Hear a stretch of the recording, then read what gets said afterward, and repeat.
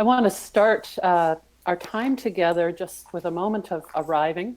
I'm going to light a candle, and I'm going to try to hold the candle up high enough that you can actually see me doing that. And as I light the candle, I invite you to arrive, to take a breath, and to arrive. Just whatever has brought you to this moment in your day, to allow yourself to settle in and to be here now. Hoping you can see that. And I'll leave the candle burning as we journey together for the next hour.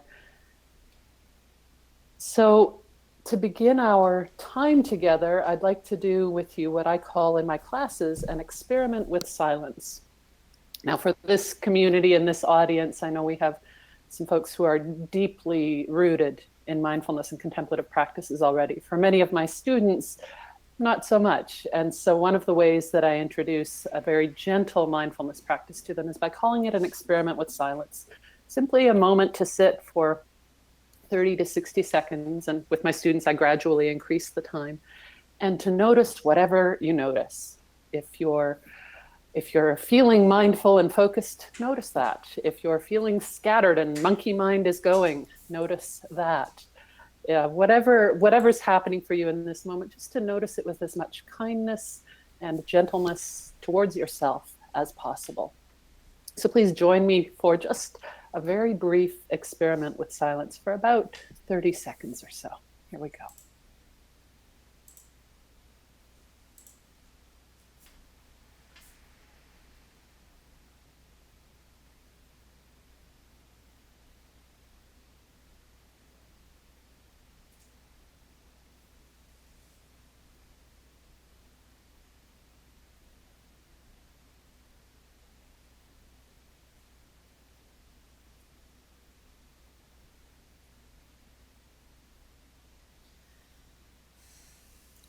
And as you gently bring your attention back to your computer screen or your phone, an invitation to continue arriving in body, in mind, in spirit. The work we're gathering to think about and to move into together today is in many ways work that is deeply rooted in embodiment, because so many of the issues that underlie this presentation are about people's bodies and their embodied lives. So I invite you to really pay attention to your body for this hour. And if you can, if your life allows it, whether you're here today or you're watching this video in the archive, I invite you for the next 53 minutes to give yourself the gift of presence. And if you can, to resist the temptation to multitask. True confession, serious multitasker here. I do multitask when I'm watching webinars, but I invite you, if you can, to give yourself the gift of just being present with this webinar. And to support you in that, there's going to be some opportunities to engage in some interactive ways. This webinar is meant to be experiential. And in cooperation with Maya, who is amazing, thank you, Maya, we're trying out some experiments with technology to allow you to engage in some different ways today. So stay tuned, more on that to come. With that in mind, I also just invite and request your graciousness. If we hit a small technical glitch with some of the tools we'll be using today, I just invite you to be patient and to be generous with us around that. If there is a glitch, Maya will be texting me to let me know. So if you see me glancing at my phone, I'm either checking the time or Maya has texted me. And if something has really gone awry and I'm not picking up on it, then Maya has my full blessing to interrupt, because I get really excited about this stuff. So the framing I'm going to be returning to throughout our work together today is three words: breathe, reflect, and express. Breathe, reflect, express. And you're going to have several moments and several opportunities over the next 35 minutes or so to do just that, to breathe, to reflect on a question or a prompt that I offer you, and then to express that in some way. If you don't already have it handy, please have some paper and a pen, or if you're someone who likes to write on your computer, your keyboard, some way of expressing either through writing or through drawing ready at hand, because you'll be using that a few times during the webinar. I think those are all the practicalities for now. Yes, just making sure my screen was showing properly. Excellent. So as the webinar description outlined, and I'm assuming you probably read it if that's what led you here, today we're going to be just doing an introductory taste of some work I've been doing exploring contemplative and anti-oppressive approaches to addressing and engaging with gender and sexual diversity in the classroom. I'm working with three kind of foundational premises here. One, that anti-oppressive approaches are really critically vital to this work. And by anti-oppressive, I mean really thinking and intentionally reflecting on the voices and the individuals and the communities who are most marginalized in our classrooms, and really prioritizing those voices, those experiences, those communities. A second premise I'm working with is that reflexivity is deeply important. And if that's an unfamiliar word to you, we're going to unpack it in just a moment. But for now, we'll just you can just sort of substitute in critical self-reflection. It's foundational to the work of gender and sexual diversity in education. And finally, I'm working with the premise that contemplative practices offer us an ideal pathway into that very work. And so through this webinar, you're going to have the opportunity to engage with those three threads in some experiential ways. I'm not much of a lecturer. I am much more of someone who prefers to engage experientially and with our bodies and with conversation and with dialogue. And of course, it's an online webinar. So that adds some challenges, but my intention is for us to create a sense of shared community and of shared experience here, even through this virtual platform. And I would really love your feedback afterwards as to how and if that works for you. So let's talk just a little bit, technology willing. Oh, we did that, and we did that. About setting the context. And this is probably the closest I'm going to come to a lecture, and it's going to be very brief. But really, in terms of setting the context, I'm not going to unpack a whole lot around terminology and concepts around gender and sexual diversity for today. I'm working with the assumption that we're clear as a foundational understanding that these are two different things, that gender and sexuality are not the same thing. And if this already feels like you're moving into unfamiliar territory, then I'm going to share some resources in a moment with you that will help you to kind of tease those threads out and unpack that a little bit more. So I'm not really going to be doing the kind of gender diversity 101 and sexual diversity 101 kind of stuff today. That's really vital and important work. And because of the constraints of time, I won't be tackling that today. But there are some excellent resources out there that can support you in that work. One such resource is Jennifer Bryan's book, From the Dress-Up Corner to the Senior Prom, Navigating Gender and Sexual Diversity in Pre-K to 12 Schools. And I really, I love Bryan's book. I use it with undergrad students. I use it as a core book for my graduate and doctoral students. It really unpacks the evolving terminology in the field, although of course the book is 6 years old now, so the terminology has evolved even further. It also really unpacks some best practices and things to be thinking about in your classrooms. And she goes right from preschool up to 12th grade. And I would say that her resources certainly translate to higher ed as well. So I commend that book to you. It's a really excellent resource. The other resource I wanted to commend to you is a video put out by the Chronicle.com folks. And I think the title is something roughly like What I Wish College Educators Knew About LGBT Folks. I think, or it might just be simply Ask Me. But the link for that video is on the PowerPoint, and Maya is also going to be sending you all of these links at the end of the presentation. I think it's about maybe a 10-ish minute video, and it's just well worth a watch. It's college students talking directly to professors and saying, these are some of the things I wish you knew. So those are a couple of good basic resources. And then just in terms of this whole discussion about gender and sexuality and identity and expression and all of that, I suspect many of you have heard of the genderbread person, and it's a lovely resource, and there are some controversies within the field of gender and sexuality educators around its sources and some of its content. And so some folks have really kind of moved to using the gender unicorn, which is up on your screen right now. And the link where you can find that online is at the bottom. And again, I'm not going to take the time to unpack this, but it just gives you a really lovely visual of these different aspects of people's identity and expressions. And it's actually a lot of fun. If you go to the website, it gives you a form fillable, like an interactive version where you can fill it in yourself. And it gives you a coloring book version, so you can actually print it out and color it, which I think is fabulous. And I think it's offered in a few different languages. So the Gender Unicorn is a lovely resource that you might want to explore. We talked about that. Why does this matter? Why talk about this now? Certainly in the heightened socio-political times that we find ourselves in over the last couple of years, wherever we stand personally in terms of our politics, the context that lesbian, gay, bisexual, transgender, queer, and all kinds of diverse students find themselves in is heightened.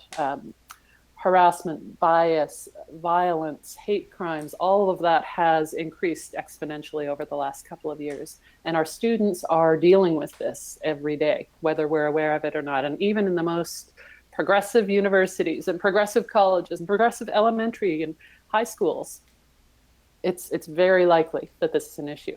The two links you see here, these are definitely for a later reading time, but these are just two links. One is to the 2016 Dear Colleague letter that came out from the Obama administration offering guidelines and guidance to college educators around how to best support gender diverse students in their colleges and universities. And it was groundbreaking. And for folks in the trans community, it was a watershed moment. And the second link is the 2017 letter that came out from the Trump administration rescinding those guidelines. Now, to be fair, these guidelines don't have legal weight, but they do have legal impact, and they already have impacted cases that have progressed to the Supreme Court. So if you read those two back to back, it gives you a really stark contrast as to how this context is playing out in very real, immediate political ways as well, and in political ways that affect the bodies and the lives of the students that we serve. So I commend those to you as well for some not so light reading. I want to just take a sidestep here for a moment, because in mentioning the Supreme Court, I'd meant to mention this in the opening. I also just want to acknowledge, because we're doing embodied work here today, I want to acknowledge the context we find ourselves in this week with everything that's happening in the news around the Supreme Court nomination and the testimony of sexual assault survivors and just everything that's happening there. It's I know certainly in my communities, it's having deep, profound impacts on folks. And I know it certainly has for me as well. So I just want to name that's also part of our context in which we find ourselves right now, and to invite you to really practice self-care today and in this time and in this week as we find ourselves in this swirl of events. So context, these are just little tiny glimpses of why this context matters, why this context is so topical.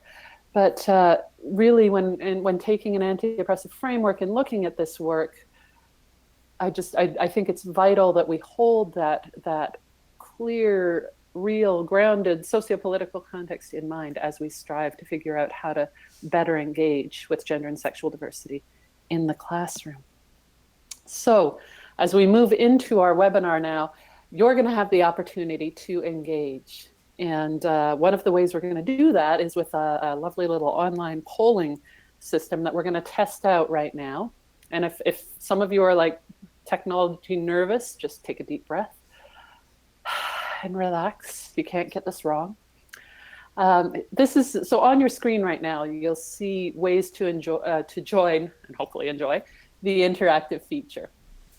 So you can either do this on your phone or on your computer. If you want to do it on your computer using a website, it's that first link on the top. And if you want to do it on your phone, which I personally found a little easier when I tested it out, it's the second link where it says text.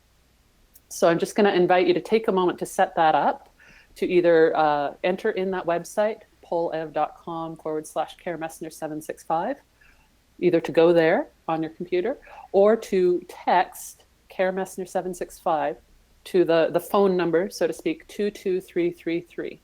And just text that once, and then it connects you into the system, and then you'll be able to engage. And it's about 5 or 6 questions through the course of our webinar where I'm going to ask you to respond using this interactive feature. So take a moment to set that up, and I'm just going to take a breath while you do. And just as a side note, this is Maya. I just sent the link out in a chat to all of the attendees, so if it's easier for you to just copy and paste that from the chat. Thanks so much, Maya. Okay, I'm going to assume that you found your way into that technology. If you don't respond to a poll or if it doesn't work for you, don't panic. It's not critical for your experience here. I want you to know that your poll responses are anonymous. I'm not tracking them by username. They do go through a web platform called polleverywhere.com. But your responses are anonymous, and what you'll be sharing, I'll ask you to share your name in a moment, but other than that, what you're sharing is anonymous. We're going to be seeing responses come up on the screen in a moment. And as you know, this webinar is being recorded, and so the screen shares, the word clouds that we're going to create together are going to come up on the screen, and they'll be part of that video. At the end of the webinar today, I will ask you with another poll whether or not you are comfortable having those word clouds shared in the archive. And if a single person says no, then we will remove those word clouds, and I'll just provide a thematic summary instead for the archived video. So please know that you can share freely. This won't be archived for permanent record unless you decide you're comfortable with that. Hoping that makes sense. So we're going to try a test poll just for fun. And this is something that I often do in my classroom. So I'd like you to imagine that we are all sitting in a circle in a classroom, and you've all just arrived, and maybe you're feeling a little scattered or a little cranky or tired. Where's your energy level at in this moment? Is it low? Are you tired? Is it medium? I can see you're already responding. This is wonderful. Hi, I am super jazzed. Where are you? And as you'll see on the screen, we're getting real-time responses from folks, which is awesome. I love it when technology works. Okay, it does look like our poll has a limited number. That was new information for me. Okay, so we may not get every response. That is, I did not know that with this technology. We may not get every single response, and I apologize in advance for that, but hopefully we'll at least get a sampling each time. So I'm just noticing that we have a range of energy levels in the room. A lot of folks, it's sort of a medium-y place, a few folks that are feeling super jazzed, and some folks that are kind of low energy right now. So I just appreciate all of you checking in that way. And well done, you got the poll. So grounding in our community is where we're headed next. Not only is this work embodied, not only is it reflexive, but it's best done in community. And so for this hour, we are forming that community, a community of practice with and for each other. So with that in mind, I'm going to invite you in a moment to share your name and whatever you'd like us to know about your pronouns. And I'm modeling something here that I do in all of my classrooms. I invite all of my workshops with other educators as well. I invite folks to name their pronouns, even if they believe that their pronouns are self-evident, even if it's not something they've ever thought about. I do this for a couple of reasons. It's an active and explicit inclusive educational practice. It lets the trans and gender nonconforming students in the room know that you're thinking about this. It's also an opportunity to invite folks who may not normally think much about their pronouns to do that reflexive work. And if they feel discomfort, it's an opportunity for them to just lean into that discomfort a little and just see what that might be like as a learning space. And it's also an opportunity to communicate solidarity to trans and gender nonconforming students or faculty colleagues in the room. So I invite you in this next poll to tell us your name and what you'd like us to know about your pronouns. So for instance, I might put in Kerr and he, him, and his. So as you're ready, go ahead and just type those responses in. And there we go. Sasha and Colleen, Amanda, Mike.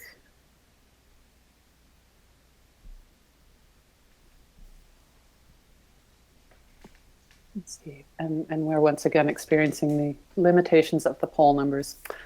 Oh, there's still more coming in. Wonderful. Kenny. So I just want to acknowledge, I see on our attendee list that there are a little over 40 folks with us today, and not all 40 of those responses may show up on our word cloud here or on our response list. But know that even if your name doesn't show up and you've entered it in, I believe we are holding you here with us, whether or not we actually get to see your name. But we're going to continue to just let folks name themselves into the space. And I invite you to just read and notice who's here with you. If this were a live classroom, we would actually be verbally naming ourselves into the space. And I often use that language. I think there's power in naming ourselves into this space. So in this moment, you are naming yourself into this virtual community space. And I'm delighted that it's still working. This is wonderful. So good to see all of you here and to welcome you here. And as people are naming themselves into the space, an invitation to continue breathing and really holding awareness of this community of folks that have gathered with you. It looks like it's slowed down there after Carrie, so I think we'll assume that we've gathered many names. And again, if you entered your name and it didn't show up, I apologize for the technology constraints, but know that we are holding your name with all of the rest. So, grounding with this material, I'd like to invite you right now into another one of those reflection moments. We're going to take a brief, again, 30-second or so experiment with silence, breathing, and reflecting on this prompt. And then after that, I'll invite you to just jot down your thoughts on your paper that's nearby or on your computer. So breathing and reflecting. And here's the prompt. And I invite you to just really just listen. Try not to overthink this one. Just listen internally. When I think about the ways that I respond to gender and sexual diversity in my classroom or in my context, I notice. Take a moment with that. Breathing in the silence and seeing what emerges for you.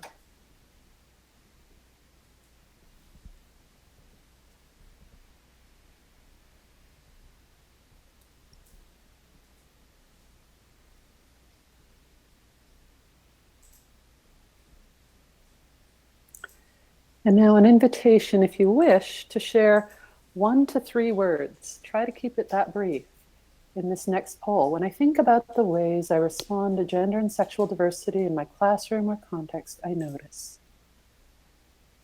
Great. Discomfort, wonderful, knowing. And this is going to come up as a word cloud, so we're just going to see this wonderful mix.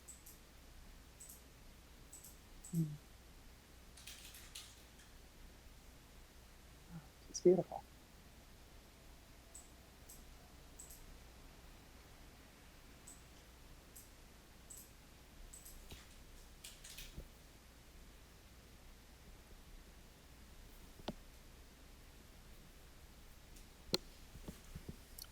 I'm so sorry. I think I just did something wrong there, friends. Mild technology glitch here. Bear with us. There we go. I think it's coming back.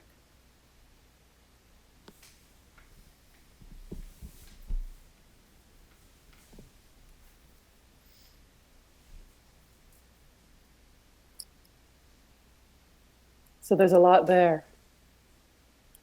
Just take a moment to see what your fellow community members have brought into this space. There's a lot that comes up for us when we think about the ways we engage with this work in our classrooms. There's a lot there. This is beautiful.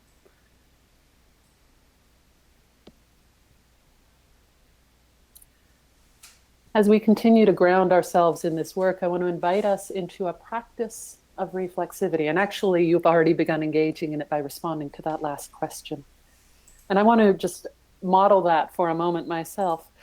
But first, to sort of frame what I'm talking about with reflexivity, I understand it as integral to our work as educators. There are lots of definitions of reflexivity out there and lots of writing, and I'm going to share a couple of articles in a few minutes that I think are really helpful. But for our purposes today, I'm defining reflexivity as the process of thoughtfully and critically reflecting on one's own identities, experiences, perspectives, and beliefs in order to better understand how that informs the way one engages with the world. And so to give a really simple example, I'm going to offer you my own reflexive introduction, both for today and to give you a sample of what I might do in my classroom, where I am attempting to actively reflect on my identities as I engage with you as my community of learning. So as you know, my name is Kerr Mesner. My pronouns are he, him, and his. For 4 years, I was an assistant professor at Arcadia University, where I taught a range of classes that connect directly to the issues we're tackling today. I have a number of different identities that inform my experiences and my work as an educator. I am white, and so I'm aware that I navigate within a systemically racist society with the advantages afforded to me that come with white privilege. I'm also aware that I benefit from my economic class, probably middle class-ish, and from my relatively easy access to education right through my PhD. I also identify as queer, and my sexual identity shapes and informs many of my experiences in the world, particularly in terms of my experiences of homophobia. I also identify as transgender and as a trans man. My gender identity has a profound effect on how I engage with and experience the world, particularly in terms of my experiences of transphobia on a daily basis. The intersections of all of these identities and other identities that I hold are complex for me, as they are for all of us. And a conversation about privilege and power could be a whole webinar in itself. But for now, I just offer these as a few examples of some of the aspects of my positionality, if you will, that inform my work as an educator. So I want to invite you to continue practicing some reflexivity right now and to breathe, reflect, and express with this prompt. How do my own experiences, identities, history, and beliefs inform my response to this work? Or as an alternative prompt, how would I reflexively introduce myself to my own students? So take a moment to breathe with that prompt and to reflect on that prompt. And then in a moment, I'll invite you to respond with a word or two in the next poll. Take a moment.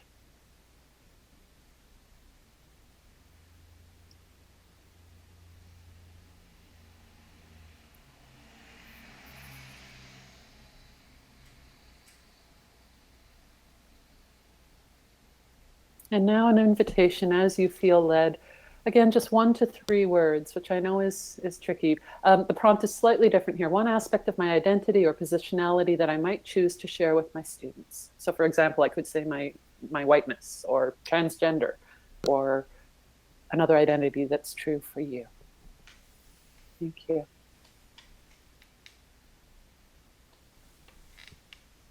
And again, really noticing what people are offering into this space.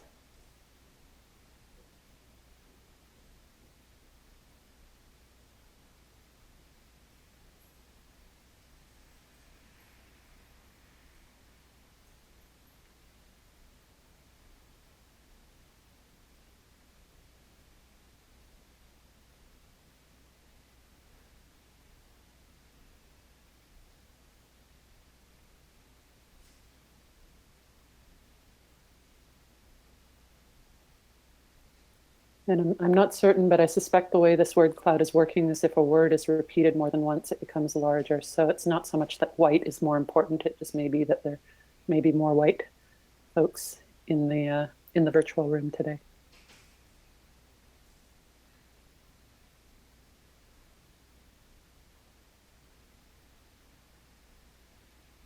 So just take a moment to take that in. And again, acknowledging that if the technology didn't catch all of the responses, we are nonetheless holding your responses and your identities in this virtual space.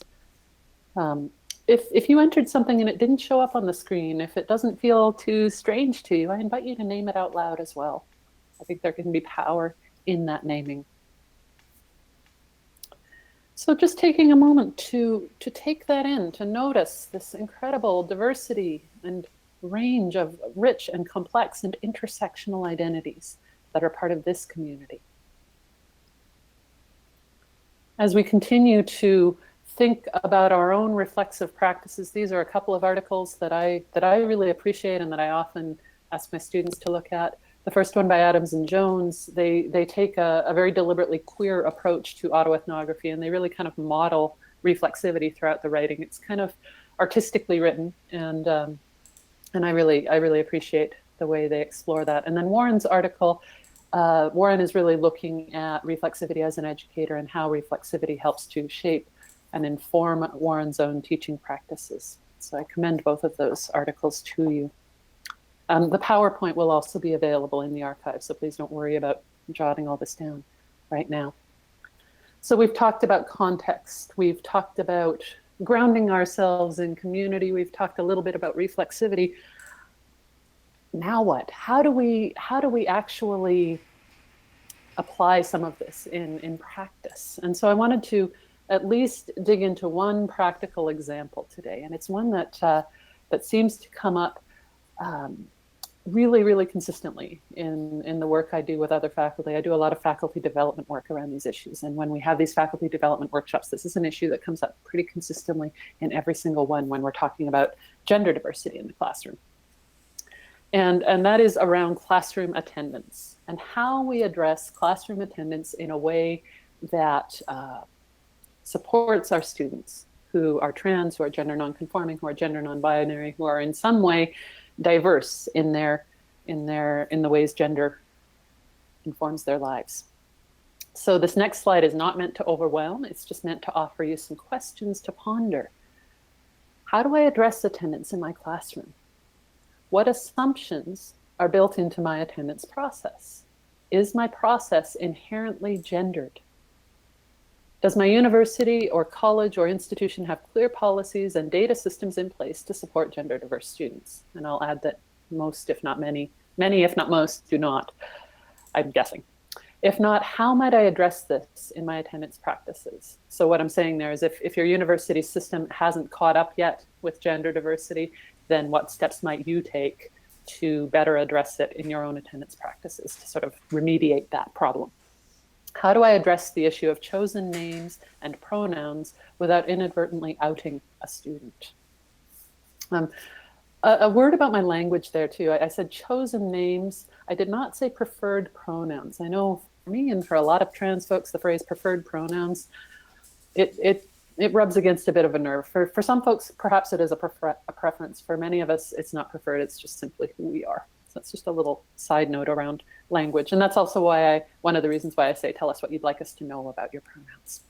So I offer you these questions just to kind of percolate inside you. And as those questions percolate, we're going to again pause.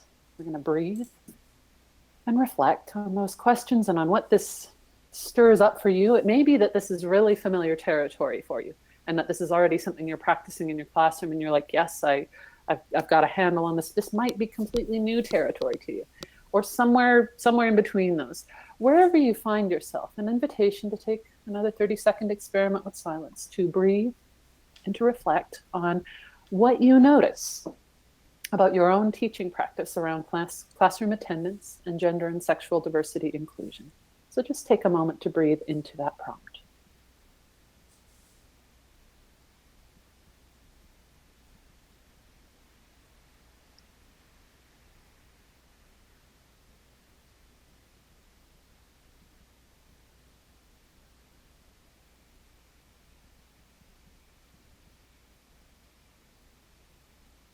And an invitation as you feel ready, again, just to share 1 or 2 words in response, one insight or question. All right, so it might be more than 2 words if it's a question that emerged from my writing.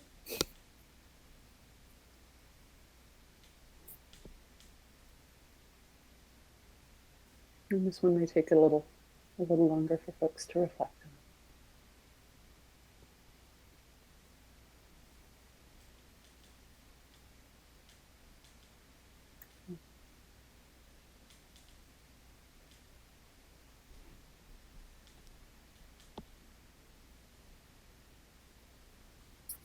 Really appreciating people's engagement and their honesty.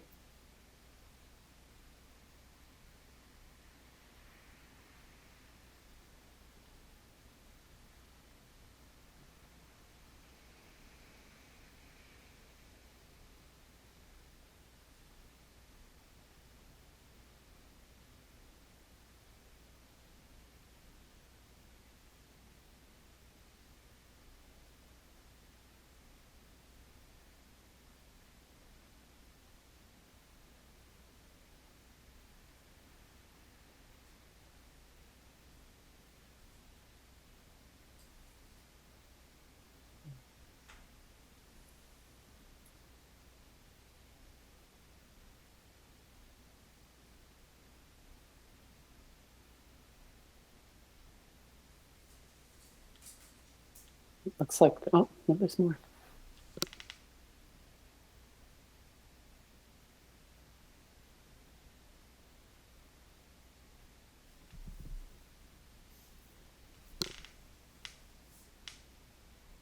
Thank you. Some really rich responses here, and I suspect there are more responses that didn't make their way onto the screen, and I thank you for those as well.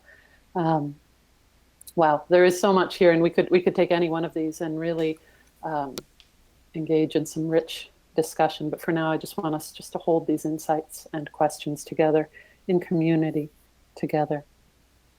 I want to offer just a few ideas, and interestingly, some of the ideas that I'm going to offer are ones that that you've offered here as well. Doing a pronouns 101 talk like I did today, and being transparent with your students about why we do pronouns, why it's important, and how this can be an act of solidarity. Own your mistakes. I own mine. I make mistakes all the time. I've probably made a few in the last 40 minutes already. The simple act of creating name tags with pronouns on them. And for those of you who struggle with names, I'm one of them, that can be a helpful tool. Having sign-in sheets that the students fill in themselves. So just where they put in their name and, and then check their name off. And then if there's any confusion between what's on their list and what's on your attendance list, then there may be a little bit of cross-checking to do there. But it's less likely to misgender or misname someone that way. And then the index cards, which a few of you mentioned as well. And that's, simply getting, I like using the big index cards to save more space, but, handing out index cards, inviting your students to tell you their name, what they want you to know about their pronouns. I sometimes add a couple of other questions, are there anything else, is there anything else you want me to know that will help me to support you as a learner? And it's interesting, sometimes with a question like that, actually students will disclose something quite personal that I might not otherwise have known, like, I have an anxiety disorder and I may need some extra support with this or that, things like that. So the index cards can be a really helpful tool as well. I also do want to speak to the person who mentioned that they were in the word cloud, that they were feeling sad to be in an intro workshop, and I hear that and really want to honor that. And I do want to acknowledge that this really is an intro kind of workshop, both in terms of the ideas we're working with and in terms of the practices. And I am delighted to engage with folks beyond this workshop. And especially if you were someone who came to this hoping for more than an intro workshop or something different than, my email address will be at the end, and I would love to hear from you and to be in dialogue with you about the kind of beyond 101 stuff. But I guess I also want to say that part of this entire process today is an attempt to model the practices that we're talking about. So even if the practices are familiar, even if the content is familiar, I'm attempting to model how I address this content and these practices in ways that are rooted and grounded in contemplative and anti-oppressive approaches. So my hope is that pedagogically, even if the content is old hat for you, that pedagogically there might be some value in reflecting on the how I'm doing, what I'm doing, and why I'm doing it, and where I've made mistakes and what you would do differently. And I would welcome that feedback as well. So, where are we here? Returning to where we began. Returning to where we began and just really being aware that we are thinking about context, about the world in which we find ourselves as we do this work, We're thinking about anti-oppressive approaches and how we might prioritize the voices and the perspectives of marginalized communities within our classrooms. And we're thinking about reflexivity and about how we can deepen our own self-reflection about our own identities, perspectives, histories, beliefs, as it informs the work that we do as educators. And I would suggest that all of this work and all of these interweaving threads are very much inherently and profoundly contemplative. This is the work of contemplative practice. So an invitation to breathe and to reflect for a moment. We've kind of raced through a lot of material in the last 40 minutes, and in a moment we're going to move into an opportunity for some questions, and also an invitation there, if you have a question that kind of goes beyond the intro level stuff, that is welcome in this space. Maya will be receiving the questions and sharing with me and us questions that hopefully are sort of representative of some collective wonderings. While you're kind of beginning to reflect on your questions, and I'm going to offer you a momentary experiment with silence pause in a second to reflect on that as well. I just wanted to say a word about the handout that came attached to the webinar. It's a mini action plan, and it's just meant to be I'll hold up a copy here for what it's worth, but you have this so that you can print it out. It's meant to be kind of a contemplative worksheet if you would like to reflect on what we've been talking about today and where you might like to go in terms of a next step. And it's just 4 very simple questions. If it feels fruitful to you, I invite you to just take that worksheet and really engage with it in a contemplative way, in a slow and gentle and reflective way, and just see what emerges for you. So I offer that to you as an additional support. So let's take a moment now. I'm just trying to remember if I have a slide for this. I do. We'll take a moment now to breathe, reflect, and express what are your questions. So just take a moment now to be in the silence and to notice what's emerging for you.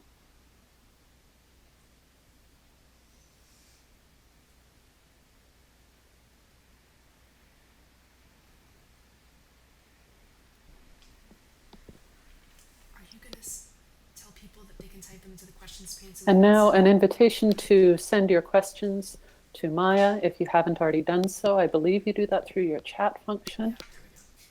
Yeah, that's correct. Thanks, Kerr. I just wanted to jump in and say, I know some of you have already been sending questions in, but these questions are being sent in via the GoToWebinar toolbar on the side there. So go ahead and enter those in. I see some coming in now.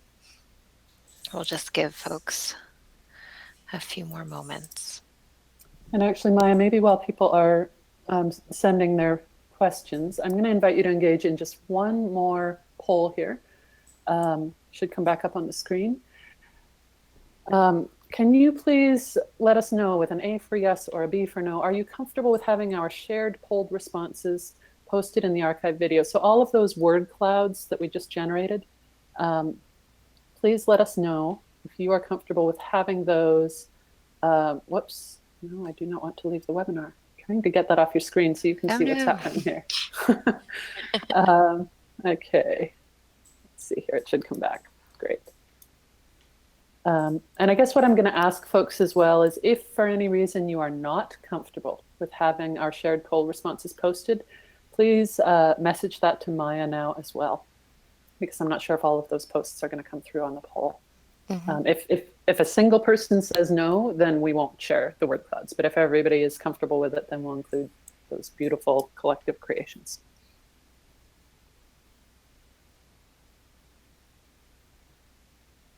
And I'm going to minimize that now because I think it's probably full.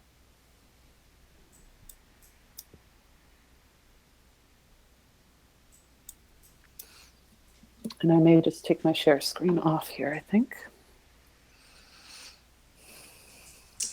So I think we'll jump into to responding to some questions here. First, I just want to say quickly, Kerr, thank you so much for sharing what your presentation today, and just the way that you embody your work is just really wonderful to experience. So thank you. So this first question, I believe a lot of people have similar questions about their role as the sort of the master or the teacher in the classroom. And the question is, do you believe our status is our students' business, and why it's important to tell them gender, identity, sexuality, or race? That's a great question. Um, and actually, I almost feel like there's two questions there. Do I think it's our students' business, and why is it important? Um, I'm actually, strangely enough, for someone who performs about my most private inner world, I'm actually a very private person. I'm a deep introvert in many ways. I'm an extrovert when I perform, but I'm an introvert in the rest of my life. So there's a part of me that would prefer not to share any of that stuff with my students. I guess my belief, and this is just my perspective, and I value and honor that we probably have 35 other perspectives in the room right now, because there are 36 of us here. Is that we bring all of that. My belief is we bring all of those identities into the room as educators, whether we name them or not, whether we are aware of it or not, and as do our students. And so naming that stuff explicitly demonstrates the kind of self-reflection and, again, reflexivity that I'm about to ask my students to engage in as well. Now, to be fair, I generally teach in the field of education, so I'm teaching soon-to-be teachers, or I'm teaching teachers coming back for certification. So my working belief there is that that they need to be doing that work to be effective teachers. So I am working from that bias, if you will. With that said, there is not a should here about coming out to our students. Absolutely not. And if for any reason it's not the right time to share a particular identity with our students, then no, it's not their business. So when I was transitioning female to male, there were aspects of that I shared with my students. So I shared, for instance, that my pronouns had changed.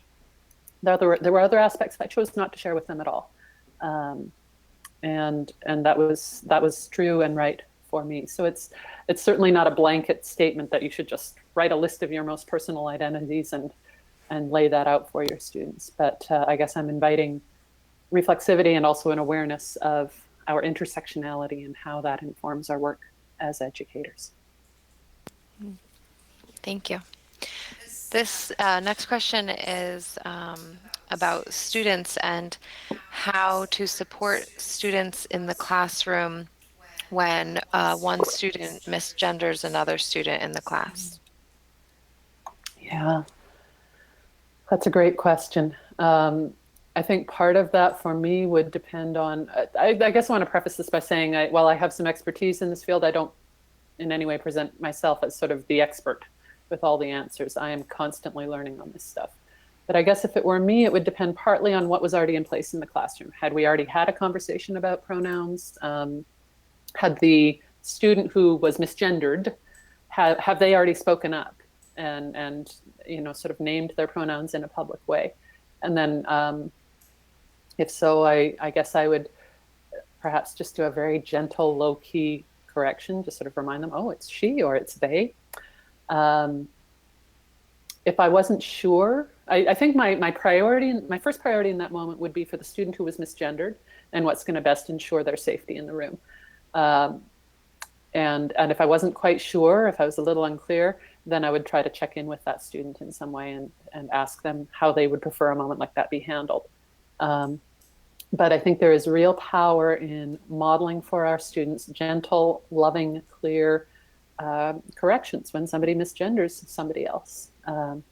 What's interesting to me too, though, is that in most of my classes, and this is especially true in my undergraduate classes, which I find fascinating, my students will often take responsibility for that themselves. They will correct each other pretty quickly. Not all of them, but enough that shared responsibility begins to sort of self-generate. I've noticed more of that with my undergrads than with my graduate students, which is interesting and probably a topic for another day. But yeah, I find they will often step up in that way. Thank you. So the next question actually is about online online learning, teaching and learning, and what resources or tools would you recommend for online learning context? Because you're not there physically together, it's a different realm. That's such a great question. And as you could see today, I've been exploring that myself. I'm just beginning to learn what's out there. I used to teach a core course around these issues face to face, and it gradually moved more and more into online offerings because that's where the numbers were. And so I was having to figure out how do we have these kinds of conversations and much more complex conversations in an online format where really my preference and my bias would be that we should do it face to face. And sometimes that's just not possible. Um, so I guess for me, I think the question, Maya, was around resources. Yes, Yeah, resources and tools. resources and tools. I mean, a lot of the tools I've been using in that work are pretty old school discussion boards and videos, like where people are videoing themselves and sharing that with each other. But I set those sort of more old school tools up in really intentional ways, and like for all of the work I do in a face-to-face class to create a safer environment. I don't say anymore that I'm creating safe space. I say I'm creating safer space or braver space, because I'm not sure that we can promise our students safe space. And I know as a trans person, um, I'm skeptical about that because so many spaces aren't safe for us. But anyways, I work with real intention to make the online space as safe as possible and to really explicitly lay out those guidelines in a loving way, but in a clear way, and then to monitor, especially discussion boards, as I'm sure most of us, if not all of us, know. People will say things online in writing that they won't say in person. So really monitoring that. Um, the feature we've been playing with today is polleverywhere.com, and I was just beginning to explore it for this webinar. I really wanted a way to allow us to offer each other some response in real time. So you might want to check that out. You can get a free account just to sort of test it out. And I haven't advanced to the paid accounts to see what that's all about. But that's a resource. There are a lot of other sort of apps and technologies out there that I have not had the opportunity to dive into yet. One author whose work I deeply respect around connected learning and transformational teaching and justice working is Kyra Baker Doyle. Last name is Baker-Doyle, and first name Kyra, Kira. And Kyra had a book come out a year or two ago now about this, and has done a lot of publishing as well. So I commend her work to you. She might be worth investigating further. And she also offers, in the Philadelphia area at least, offers workshops and whatnot to teachers and educators. So those are a few resources at least. Yeah, thank you so much. I didn't warn you guys, but I think that is going to be our last question for this session. I also wanted to mention, speaking of resources, Kerr mentioned earlier in the webinar that we would be sharing some links. I'm going to send those now via the chat function. And to any of you who miss any links, we'll be including these in the follow-up email as well as including them online. So don't worry if you didn't get to jot everything down. We will have this for reference. Kerr, thank you again so much for sharing your work with us. I am so excited to see you in a week at the ACMHE Fall Conference. For those of you who still haven't registered but are planning to come, there's still time, and Kerr will be doing a presentation, so we can learn more about this. I also want to remind everyone that well, I've already said that this has been recorded and it will be available on the website. Our webinars are made possible by your support, and we invite you to make a donation and check out our webinar archive at contemplativemind.org. Another little note, you might not be aware of this since we have such a wide reach and our website looks so fancy. In actuality, the Center for Contemplative Mind is just 3 full-time staff members. So your donations make a huge difference no matter what the size. And we hope to see you at future events. Thanks again, Kerr, and thank you all for listening. Be well and enjoy your weekend. Thanks so much, everybody. I appreciate your bravery and your engagement today. And come and talk to me if you're at the conference next week. I would love to meet you face to face.